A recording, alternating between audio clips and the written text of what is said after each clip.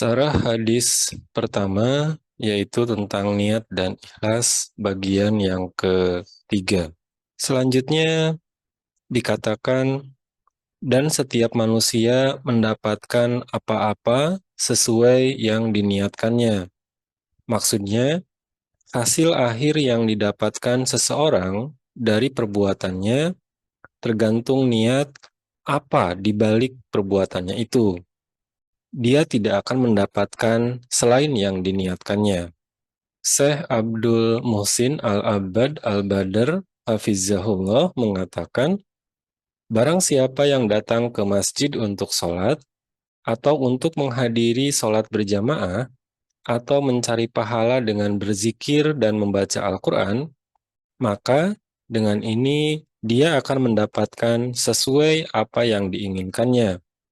Adapun yang masuk ke masjid untuk melakukan amal yang tidak ada kaitan dengan perkara agama dan ketaatan, maka dia mendapatkan sesuai apa yang diinginkannya itu, dan tidak mendapatkan pahala.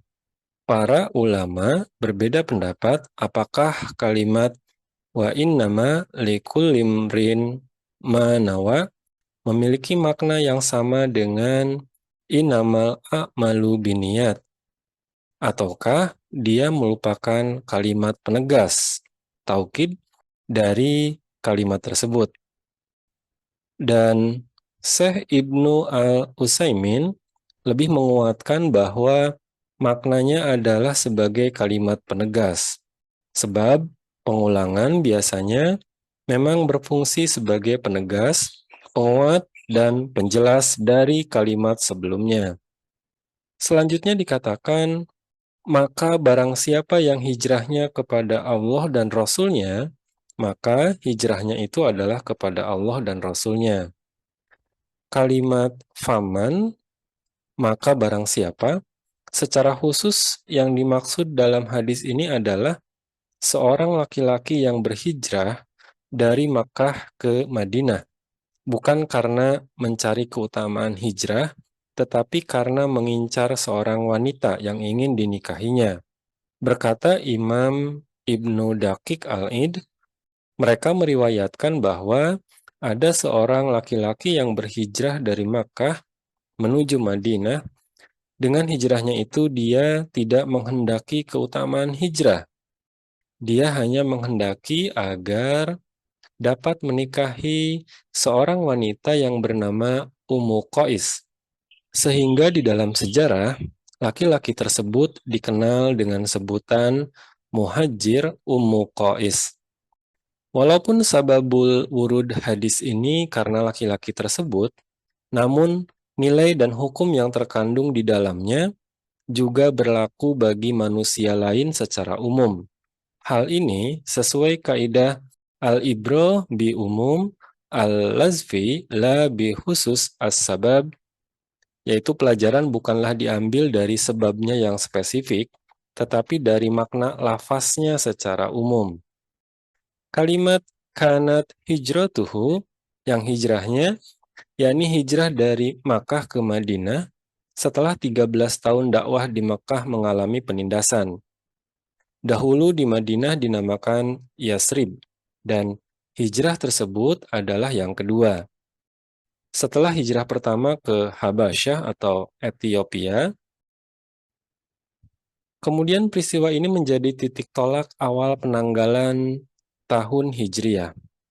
Perintah hijrah ini langsung datangnya dari Allah Ta'ala, bahkan orang yang tidak mau ikut hijrah padahal mereka sanggup, oleh Allah Ta'ala disebut sebagai orang yang menganiaya dirinya sendiri. Allah Ta'ala berfirman dalam Quran Surat An-Nisa ayat 97, sesungguhnya orang-orang yang diwafatkan malaikat dalam keadaan menganiaya diri sendiri, malaikat bertanya, dalam keadaan bagaimana kamu ini? Mereka menjawab, adalah kami orang-orang yang tertindas di negeri Makkah. Maka malaikat berkata, bukankah bumi Allah itu luas, sehingga kamu dapat berhijrah di bumi itu? Orang-orang itu tempatnya neraka jahanam, dan jahanam itu seburuk-buruk tempat kembali.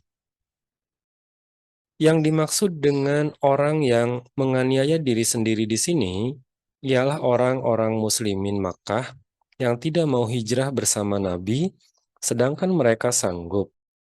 Mereka ditindas dan dipaksa oleh orang-orang kafir ikut bersama mereka pergi ke perang Badar. Akhirnya, di antara mereka ada yang terbunuh dalam peperangan itu.